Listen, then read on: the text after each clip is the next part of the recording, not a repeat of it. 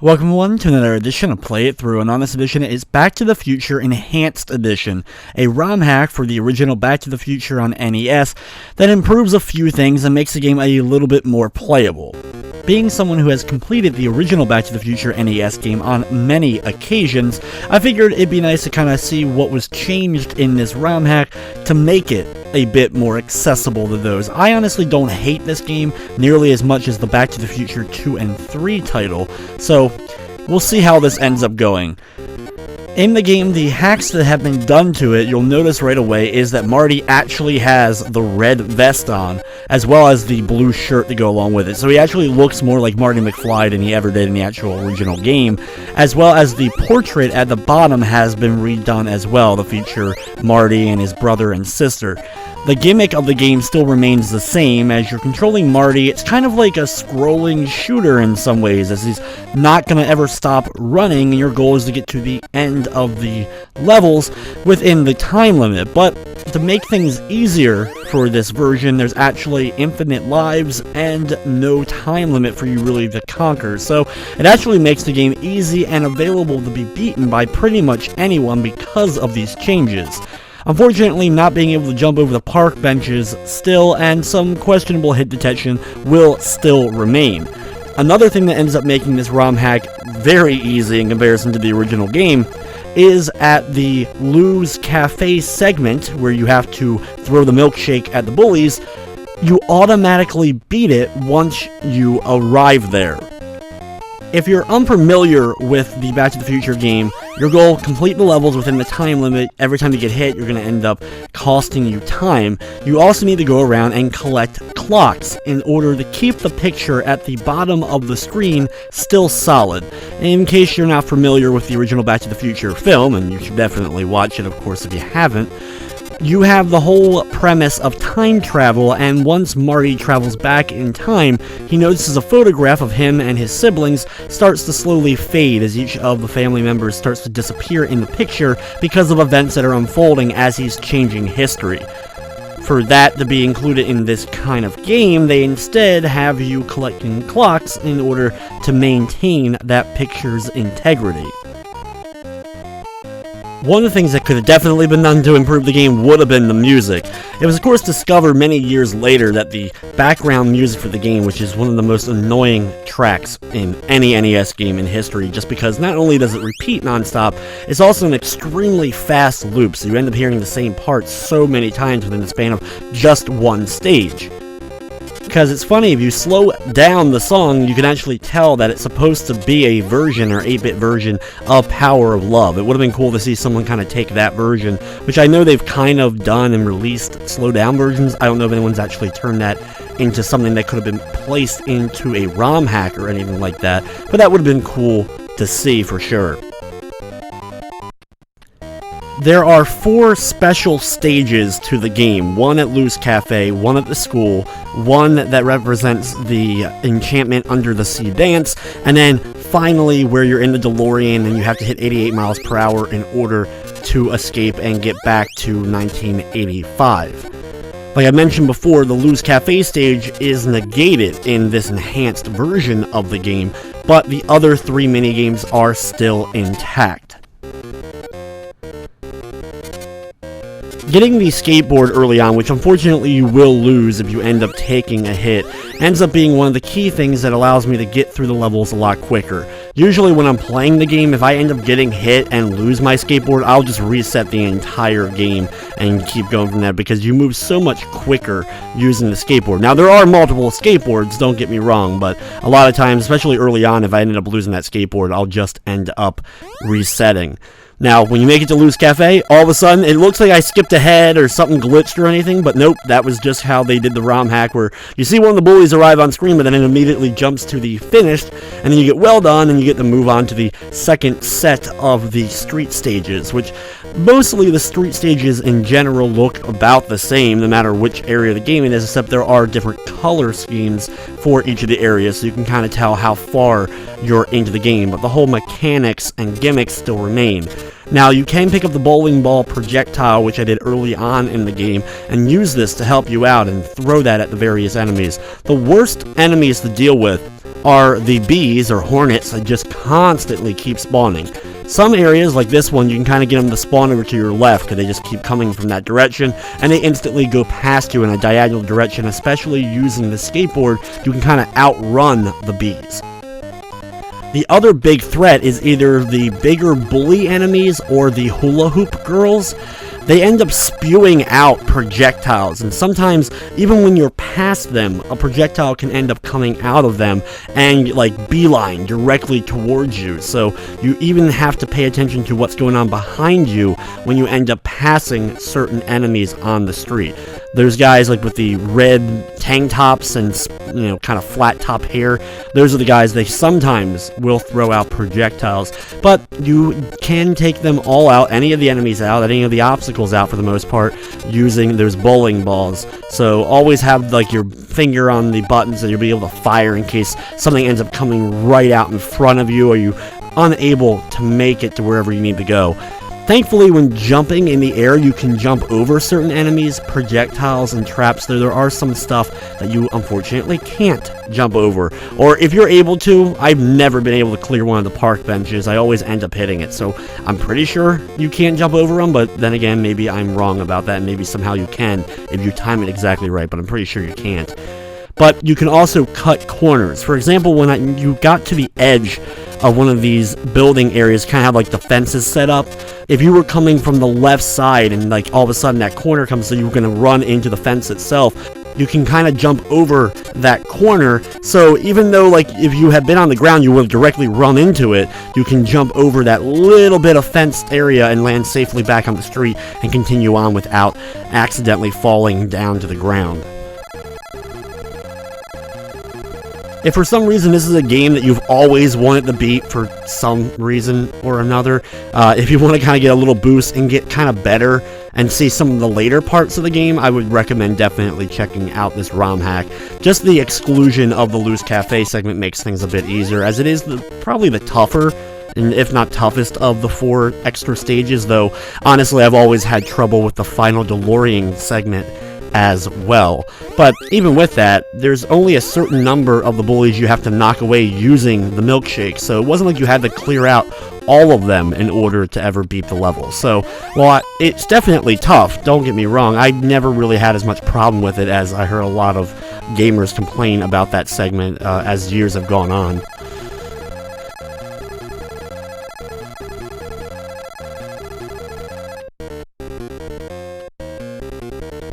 Now next up, we're at Hill Valley High, and we have to catch hearts, or block hearts, using this book from Lorraine. She moves up and down on the far right side of the screen, spewing out hearts, aka love, for her son Marty. And of course, if any of these hearts get by, the stage is instantly over. Now, what makes this segment easier than the cafe is that Lorraine throws them out like by going just one up or one down with each next progressing heart, unlike the bullies that could kind of come at you at a random pattern, and lining up the hits against them was a little bit tougher, whereas here, if you just gently, slowly hit the D-pad up or down, you should be able to have no problem catching the hearts. Now, you do need to catch 50 hearts in order to end the level successfully. After you get 50, you can let one pass you, and the level will still end. You'll get your score racked up and move on to the next part. But if you want to get 100% or like the best score possible, you have to catch all 99 of the hearts, which I've been able to do on many occasions, because like I said, this segment's a lot easier than the cafe just because it's not as much movement. But even with that, it's a little bit hard to tell the hit detection on trying to move Marty, you know, in the right exact amount of space in order to do everything.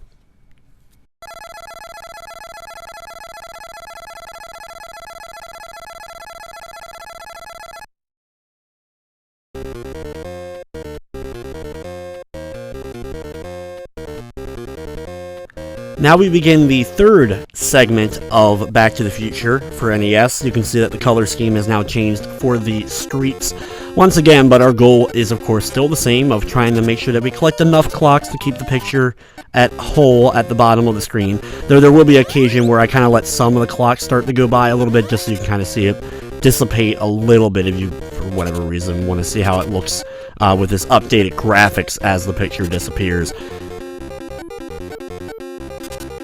Of course, as you make it farther into the levels, they, I guess, get a bit tougher, though the obstacles remain the same that you deal with throughout the entire course of the game.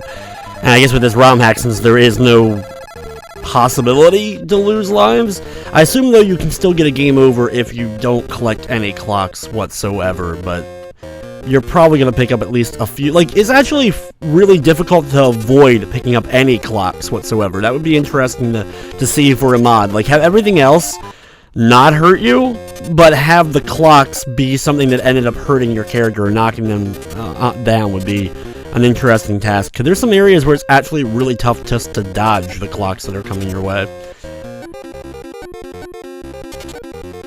And while this game is remarkably better than Back to the Future 2 and 3, which I still hold as the absolute worst licensed title that has ever graced a video game system. I hate that game so much.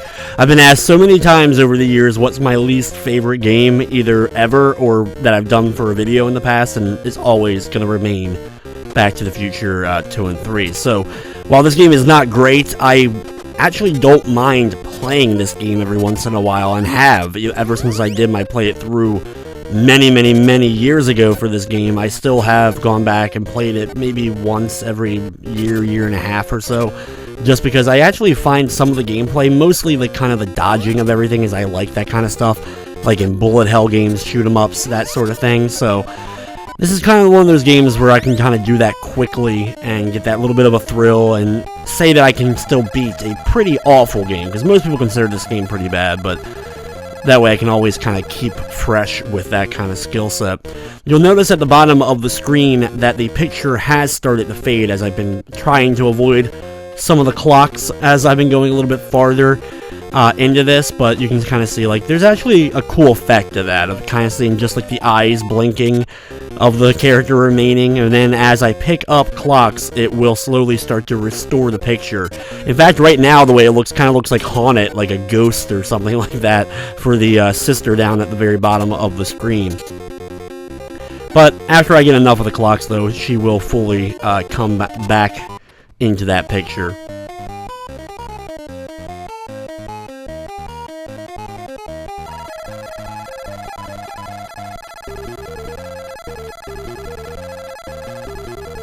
Now it's time for the Enchantment Under the Sea dance. This is where, thankfully, the music actually does change for a very brief period of time in the game. And you have to catch sharps, flats, and single notes. And thankfully, you can always tell with the sharp sound being up top, with the flat being below, and the music note representing in the middle, and whatever side it comes down or from, you know where you have to turn Marty in order to catch the note. Thankfully, each of the notes will always go to one of those spots. So even though it's that wave-like pattern, if you see that singular music note coming towards you, you always know to keep the guitar in the middle. And then when you see one of the other ones, you'll have to adjust it up and down. You can miss a few here and there with this, but your goal has a strict time limit in order to make sure that you catch enough notes in order to fill the bar, but you don't have to really worry about that, I don't think, in this ROM hack. Though, honestly, I really didn't have any problem and never really have had that much problem doing this minigame.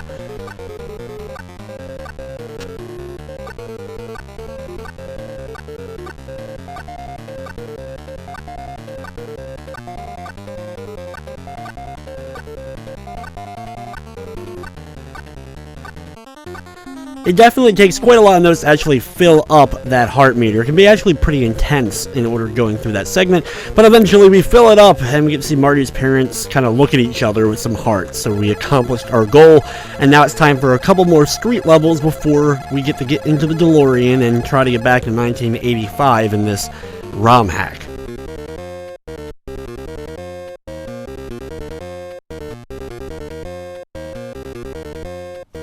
The final segments kind of have like a darker tone to everything, because I guess it's starting to get close to night, as the final actual segment is at night with the DeLorean itself. But our kind of goals, as well as the hazards that are going to be coming our way, are pretty much the same. Being able to jump over trash cans, there's the bowling pins, And then, of course, the bees and bullies that we'll have to watch out to make sure that they don't end up throwing stuff at us. Like right there, for example, that's a good example of like the hula hoop people being able to kind of launch projectiles a pretty far distance away from them and still potentially hit you because of how far they go in that diagonal direction.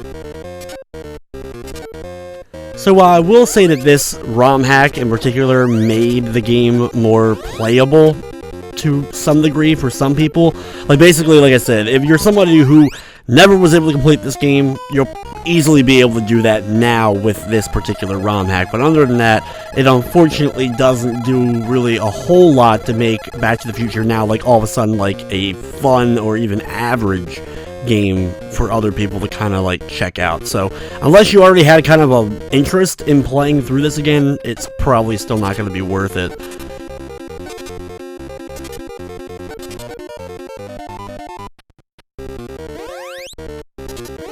While most of the Back to the Future games were awful, the, of course, Super Back to the Future 2 for the Super Famicom, which of course never made it over the North American shores, is considered like one of the few decent games, and even it has a myriad of problems that makes it really not necessarily a fantastic, amazing game either, but definitely one of the better that has been released for any sort of home console, which is a game I definitely want to do for a play it through at some point in the future if I'm ever able to finally get a hold of a copy of it.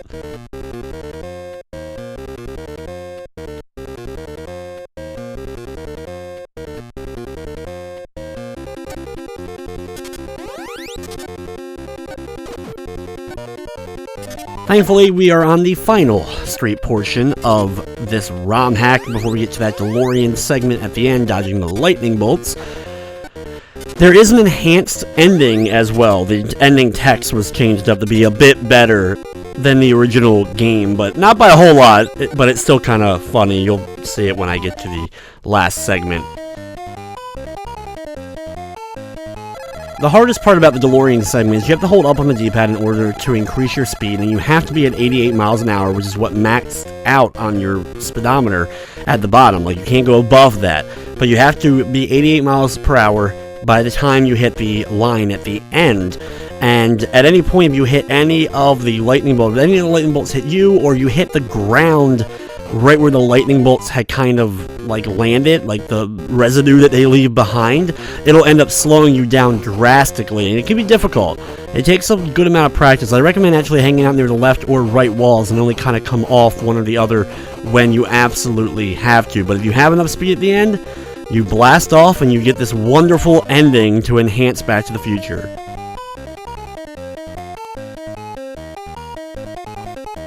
Of course, one of the famous lines from the movie, and then it goes back to the title screen, you can start all over again, this enhanced Back to the Future, which is enhanced to a degree, but still really not much is changed enough to really kind of make it worth checking out unless you really like Back to the Future or have always wanted to beat it. At least you'll have an opportunity to do that now with this version. But anyway, guys, that will wrap up this episode of Play It Through. Hey everyone, thanks for watching. If you enjoyed this video, consider giving it a thumbs up or commenting down below. If you want to see an actually pretty cool ROM hack, one of the more famous ROM hacks, I did the Castlevania Course of Mysteries last week. You can check that out by clicking on the left video. I also recently did a more modern countdown video for 10 of the easiest platinums for the PlayStation 4. And I have a lot of games on there that I haven't really seen covered on a lot of the other, quote, like, easiest platinum countdown videos. So it's definitely worth checking out for PlayStation fans. I also need to thank all the members of my Patreon. You guys keep this channel alive with your monthly pledges. If you like the videos and want to see them continue, click the little Patreon button. As little as $1 a month can really make a difference. Also, real quick, I've been really enjoying doing these bonus ROM hack videos over the last few months, and I'd like some feedback from you guys. Which ones would you like to see me do in the future? Mainly NES, Super Nintendo, Sega Genesis era of ROM hacks. Comment down below with ones that you want to see me cover in the future. Maybe ones you've done yourself, ones you've enjoyed, maybe ones you've heard of or seen in other YouTube videos that you like to see actually like a full playthrough of. Be sure to let me know which ones you guys would be interested in seeing. And keep in mind, I'm not going to be doing any of those like Kaizo style Marios. I'm not going to be covering those. I'm not a big fan of those, so if it's one of those extremely difficult for the sake of just being difficult kind of ROM hacks, I'm probably not going to be doing that. Just be forewarned about that. But anyway, guys, thank you so much for watching this, and of course, I hope you enjoyed.